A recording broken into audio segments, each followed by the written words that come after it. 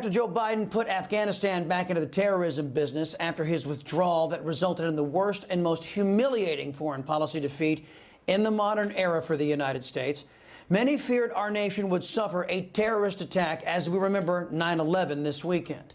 The attack did come, but not from ISIS or Al-Qaeda or the Democrats' new best friends, the terrorist Taliban. This attack against 100 million Americans came from the Biden White House. Only thuggish dictators attack their own people. A sobering reality in tonight's preamble. On September the 11th, 2001, enemies of America launched an attack designed to kill Americans, kill our spirit, and change our way of life. A way of life they found offensive. Since being in office, Joe Biden has done the same thing to we Americans. In the last 8 months, I've watched Joe Biden create crisis after crisis after crisis, often in violation of the law or the Constitution. He's lost control of the pandemic, needlessly killing Americans by his allowing thousands of illegal aliens infected with the China virus to stream into America across the southern border every week. His economic policies have eroded the value of the dollar, causing inflationary pain for the most vulnerable in our society.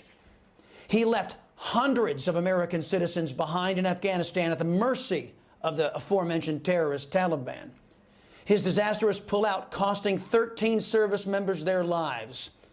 All of this has further delegitimized his occupation of the Oval Office. And yesterday, Biden directly attacked 80 to 100 million Americans, the majority of his own voters, with a lawless and unconstitutional vaccine mandate. So tonight, I'm announcing that the Department of Labor is developing an emergency rule to require all employers with 100 or more employees that together employ over 80 million workers to ensure their workforces are fully vaccinated or show a negative test at least once a week. Biden has done this to knock his debacle in Afghanistan off the front pages. Only biased news outlets are complying. Legal analysts are saying that Biden is making this mandate knowing it's unconstitutional, in the same manner that he pushed the unconstitutional eviction moratorium.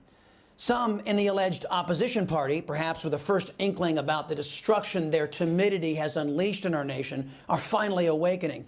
Some Republicans, not all, are urging companies to openly rebel against Biden's new OSHA rule requiring employers with over 100 employees to mandate workers get vaccinated or face weekly testing.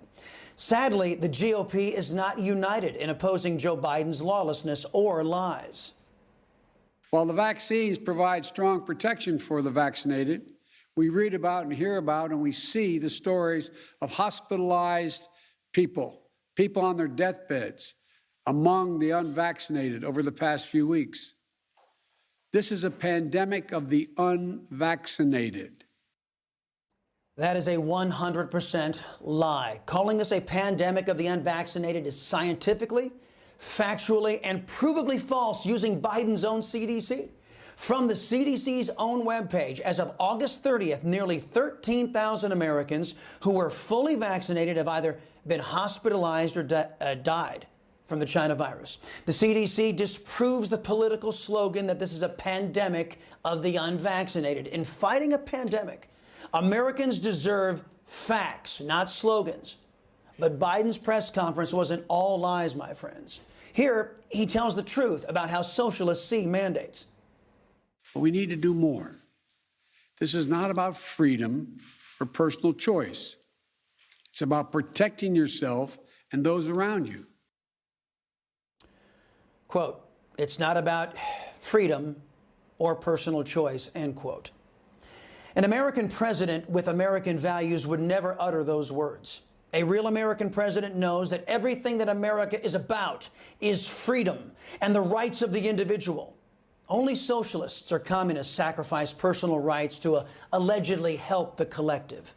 Communism and socialism is not our way. The majority of Americans, which appears to exclude Mitch McConnell, Paul Ryan, and Kevin McCarthy, recognize that.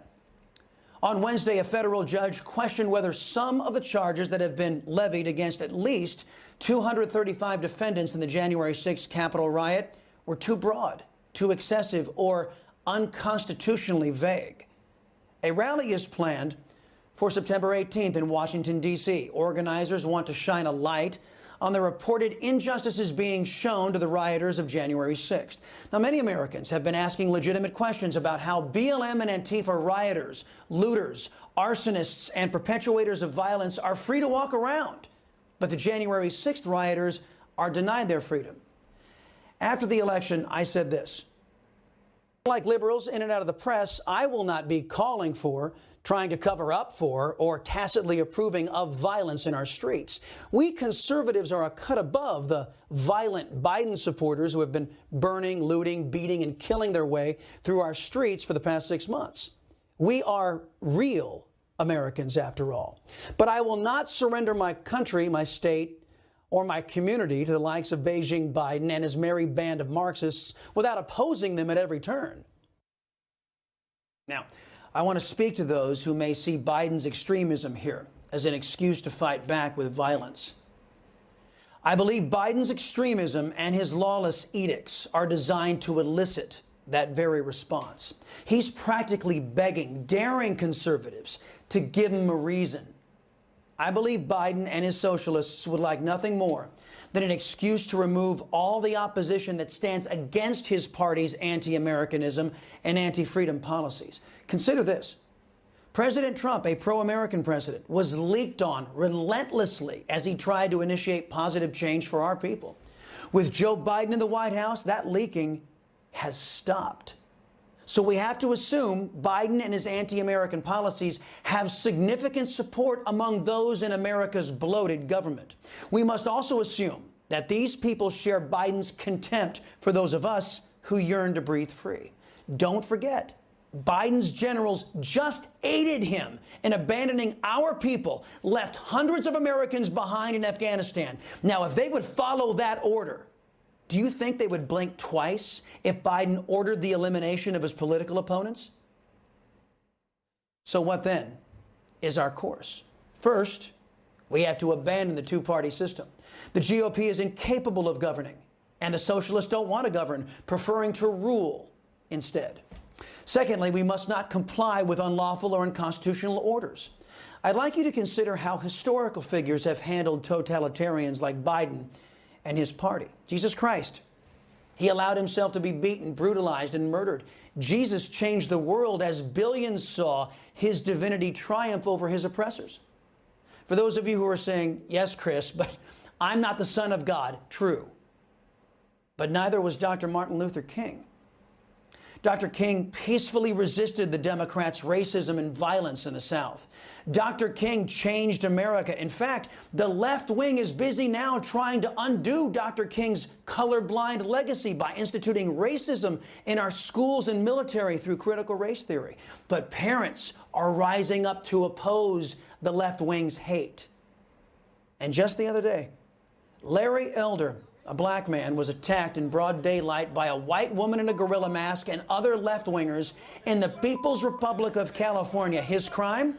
Well, he's a black man running for political office in another left-wing bastion. But the press didn't call this attack racism. Honest Americans know if Elder was a Democrat, accusations of racism would have been flowing like the proverbial river. Elder, with dignity and strength, peacefully got into his car and left. And America and the world saw the ugly, violent, and racist face of the Socialist Democrat Party once again. Joe Biden's approval numbers dipped to 39% in a recent poll. His numbers will continue to crater, as will his totalitarian party's approval ratings. As long as we patriots keep our heads, peacefully resist, and refuse to comply with unlawful orders, I promise you the totalitarians will overreach, become violent, and show the watching world their hateful underbelly.